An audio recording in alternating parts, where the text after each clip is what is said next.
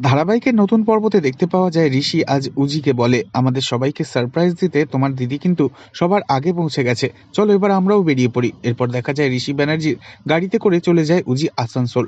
তবে নিজের জন্ম মাটিতে পা রাখতেই উজির মনটা ছটফট করে। এরপর যখন বাড়ির পাশ থেকে গাড়িটা যায় তখন গাড়ির জানলা দিয়ে নিজের বাড়িটাকে দেখে উজির মনটা ছটফট করতে থাকে।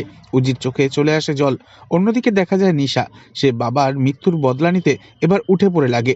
তার বাবার জন্ম মাটিতে একটাও ইট পুঁততে দেবে না বলে সিদ্ধান্ত নেয় সে। তবে এবার দেখা যায় নিশার অনিচ্ছায় জমিতে ইট পোঁতা শুরু হতেই নিশা তো বড্ড রেগে যায় আর ভানুকে সাথে করে নিয়ে সাজিয়ে ফেলে সবটা। হাতে রিমোটের বোতাম চিপে সমস্ত ফ্যাক্টরি উড়িয়ে দেয় নিশা, আর সেই আগুনে ঝলসে যায় উজি। নিশার বোন উজি।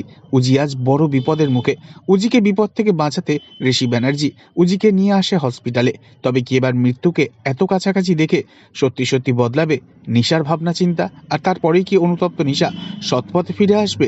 নেক্সট আপডেট নিয়ে ফিরছি খুব শীঘ্রই। ততক্ষণের জন্য সাবস্ক্রাইব করে আমাদের সঙ্গেই থাকবেন। ধন্যবাদ।